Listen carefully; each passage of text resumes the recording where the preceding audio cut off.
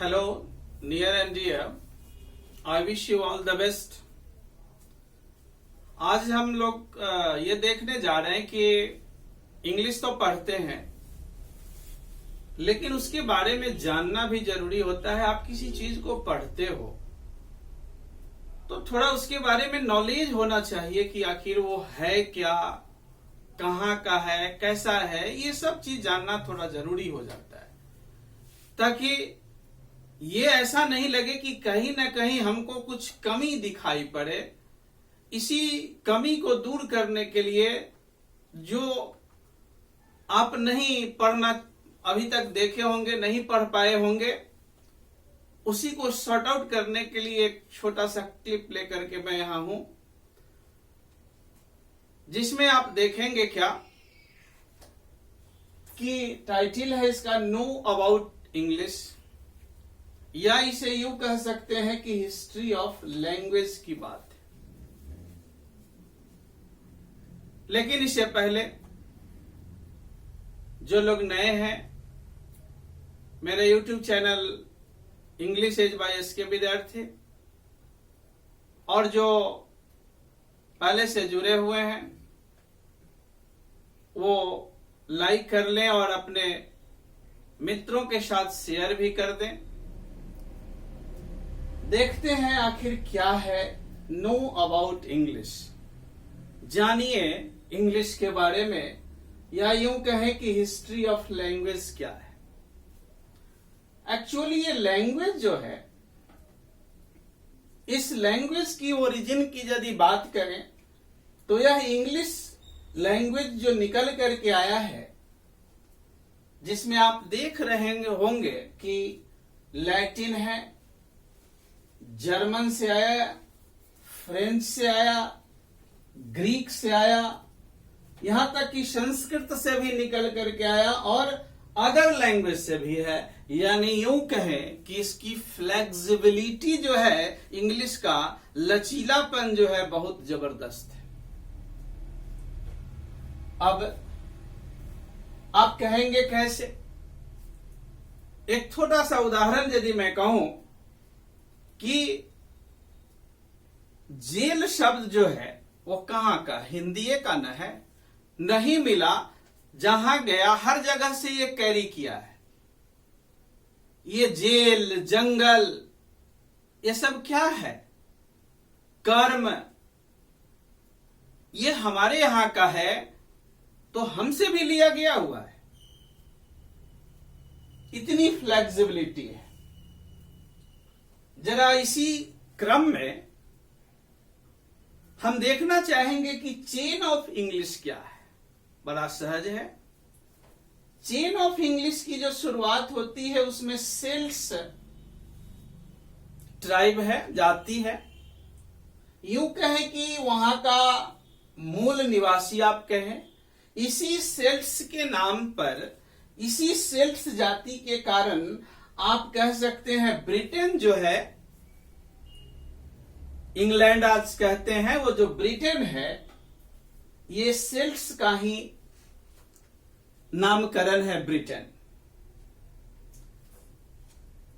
हुआ क्या कि वहां पर उस ब्रिटेन में, उस समय ब्रिटान्स कहे जाते थे, रोम्स जो है 43 to 410 एडी में यह पहुंचे हैं वहां पर। किसके साथ? जूलियस सीजर के साथ। और वहां का जो क्रिश्चियनिटी धर्म की, यदि आप रिलीजन की बात करें, तो यहीं से क्रिश्चियनिटी धर्म की भी शुरुआत, चूंकि वही साथ लेकर के क्रिश्चियन धर्म को आए थे। फिर क्या हुआ? जब वहां जो आए थे, इस ब्रिटेन में जब आए, तो नतीजा क्या हुआ कि ये एक ट्राइब है, पिक्स, ये अटैक करता था किस पर? इस ब्रिटेन पर भी और रोम पर भी। अब जब आ गया ये यहां पर, तो ज्यादा हमला होने लगा, पिक्स का हमला होने लगा कहां? रोम पर। अब नतीजा यह हुआ कि रोम के शासक ने सेल्ट्स को अपनी हालात पर छोड़कर कहा कि आप अपनी सुरक्षा खुद करो, मैं अब यहां से चलता हूं। तो वहां से वो चला गया, रोम जो है वहां से निकल गया। तो वही उसी ने अपनी सुरक्षा में रोम ने ही एक वॉल बनाया था, मेड वॉल बनाया था, दीवार बनाया था उस ब्रिटेन की सुरक्षा में उस समय। लेकिन इतने हमले होने लगे रोम पर कि अंत में उसको, रोम को ब्रिटेन छोड़ना पड़ा। फिर क्या हुआ? तो जब ये वापस चले गए तो सेल्स अपनी बचाव के लिए उसने फिर 3 जातियों को वह कॉल किया, बुलाया। वह कौन कौन 3 थे? ट्राइब, एंजल्स थे, सैक्सन्स थे और जूट्स थे। ये इनको बुलवाया गया अपनी सुरक्षा के लिए। आए, लेकिन आए और 600 साल तक उसने यहां जूट्स तो नहीं ज्यादा समय तक रहे, तो वापस हो गए। लेकिन एंजल्स और सैक्सन्स अप्रॉक्स 600 ईयर्स तक यहां इन्होंने शासन सत्ता संभाला है। और यहीं से ये बिगैन किया, ओल्ड इंग्लिश की शुरुआत जो है उस समय इन्हीं का देन है, खासकर सैक्सन्स का देन है। और जो ये सब आए थे और ज्यादातर नॉर्दर्न जर्मनी के थे, एंजल्स और सैक्सन्स जो थे वो नॉर्दर्न जर्मनी के थे। और वहीं उसने नींव रखा था ओल्ड इंग्लिश का। उस समय का इंग्लिश दूसरे तरह का होता था। फिर आगे क्या हुआ? उसके बाद का जो स्थिति चलता रहा, तो इसने क्या किया कि ये सैक्सन्स जो था फिर सेल्ट्स को, यहां की मूल निवासी को ही यहां से वो खदेड़ना शुरू किया, उसी को हटाना शुरू किया, उसी को भगाना शुरू कर दिया। धीरे धीरे करके वह भगाना शुरू कर दिया और अपना साम्राज्य वह कायम कर लिया वहां पर। ये बात हुई। आगे बढ़कर के जब फिर क्या हुआ कि फिर नॉर्मन कॉन्क्वेस्ट का जब स्थिति आई, ये लगभग का स्थिति है 1066 से है, इसलिए 1100 से 1500 सेंचुरी की बात है। इस समय, इससे पहले लैटिन इफेक्ट रहा, और इस समय की अब जो मिडिल इंग्लिश की जब बात आती है उस समय अब आ गई किसका इफेक्ट? तो ये फ्रेंच का इफेक्ट ज्यादा रहा इस पर। इस तरह से हमारा ओल्ड इंग्लिश जो सैक्सन्स को लाया गया है, और 11वीं से 15वीं सेंचुरी में हमारा फ्रेंच का इफेक्ट के कारण मिडिल इंग्लिश की बात आई है। तो इस तरह से आगे बढ़ता रहा, इंग्लिश का सिलसिला आगे बढ़ता रहा। अब क्या हुआ यहां पर? तो इसने 100 धीरे धीरे 150 ईयर्स में जाकर 150 सालों में जाकर के इस सेल्ट्स को यहां से खदेड़ दिया।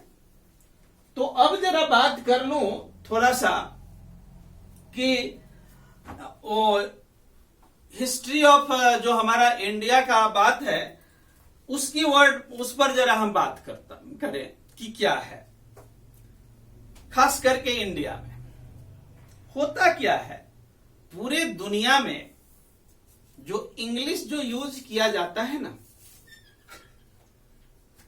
वह 3 तरीके से यूज किया जाता है। There are 3 types. एक जो होते हैं वह इंग्लिश को कहा जाए कि नेटिव लैंग्वेज के रूप में यूज करते हैं। नेटिव लैंग्वेज आप जिसको मदर टंग कहते हैं, मातृभाषा कहते हैं। और ये मातृभाषा के रूप में अमेरिका, ब्रिटेन, ऑस्ट्रेलिया और न्यूजीलैंड है, वहां की ये मातृभाषा है। दूसरा टाइप जो यूज होता है वह एक सेकेंड लैंग्वेज के रूप में यूज होता है, यानी फर्स्ट लैंग्वेज नहीं, प्राइमरी लैंग्वेज नहीं, मेन लैंग्वेज नहीं, मदर टंग ना कहें तो उसे को कहा जाता है सेकेंड लैंग्वेज, जैसे इंडिया में हमारा क्या है, सेकेंड लैंग्वेज की प्रधानता दी जाती है। यहां सिंगापुर में, इजराइल में, साउथ अफ्रीका में इंग्लिश को सेकेंड लैंग्वेज का दर्जा दिया जाता है। एक्चुअली पूरे दुनिया में सबसे ज्यादा जो बोली जाने वाली भाषा है वो मंदारिन है, और मंदारिन के बाद जो सेकेंड लार्जेस्ट स्पीकिंग लैंग्वेज है वह इंग्लिश है। मंदारिन चाइना का है। और जो तीसरा टाइप जो होता है वह एक फॉरेन लैंग्वेज के रूप में यूज किया जाता है। Foreign language in the sense कि ट्रेड करने के उद्देश्य से, साइंस एंड टेक्नोलॉजी को जानने के उद्देश्य से, एक दूसरे से कम्युनिकेट करने के उद्देश्य से पढ़ा जाता है। जो पढ़ने वाले चाइना, जापान है, ये सब बिजनेस के उद्देश्य से जो है थर्ड लैंग्वेज, तीसरे टाइप की बात करूं तो नेटिव लैंग्वेज के रूप में, सेकेंड लैंग्वेज के रूप में और फॉरेन लैंग्वेज, ये तीन तरीके का ही इंग्लिश यूज होता है पूरे दुनिया में।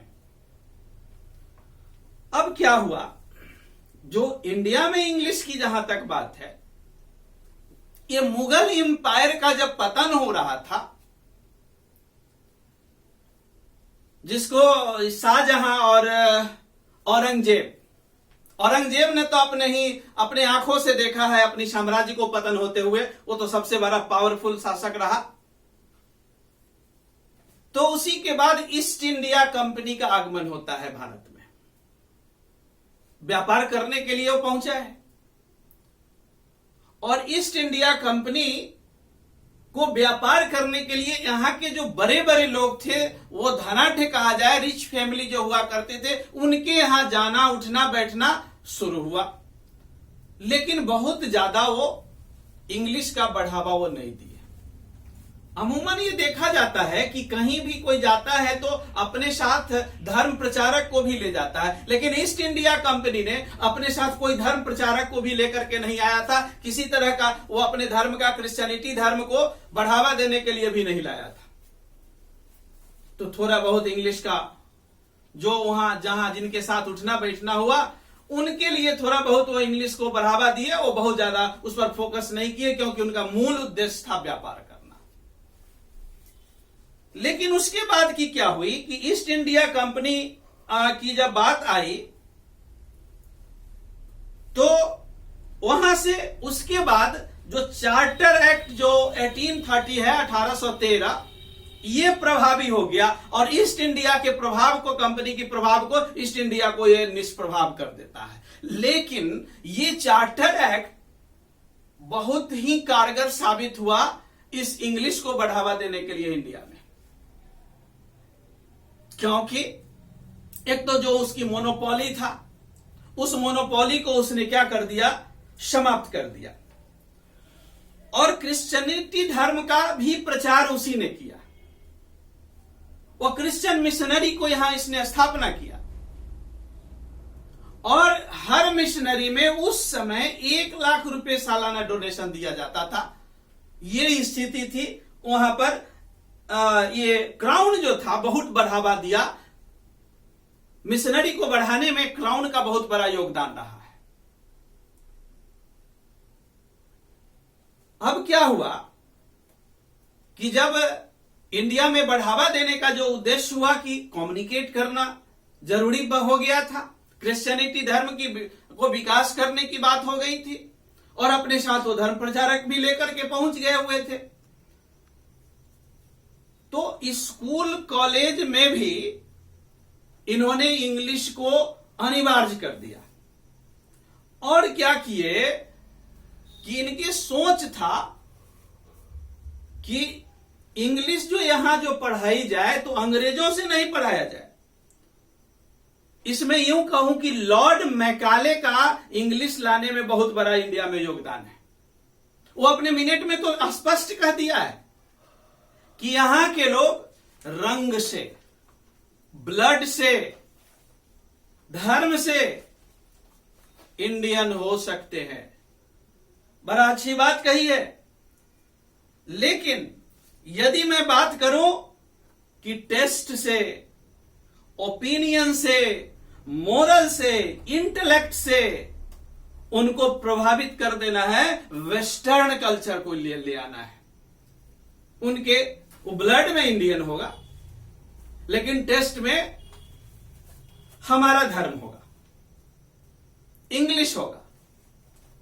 ये उनका कहना था। वो अपने मिनट में इस बात का उन्होंने चर्चा किया है। और उस समय जो पारसी और अरबिक लैंग्वेज होता था उसको साफ, संस्कृत उस सब को उन्होंने साफ समाप्त कर दिया। पूरी अनिवार्य व्यवस्था लागू कर दिए कि स्कूल कॉलेज में क्या सिखाई जाएगी, इंग्लिश अनिवार्य, और इंडियन टीचर को रखा गया उस समय पर। अब वहां खोज होने लगी कि ऐसे कौन से भारतीय हैं जिनको इंग्लिश आता है, क्योंकि अंग्रेज यदि पढ़ाएंगे तो उतना प्रभाव नहीं पड़ेगा। उनको लगेगा कि जबरदस्ती है, थोपा जा रहा है, और वो रिवोल्ट करेंगे, वो नहीं पढ़ना चाहेंगे। इसलिए इमोशनली वो इंडियन टीचर को रखा जाता है पढ़ाने के लिए, बढ़ावा देने के लिए।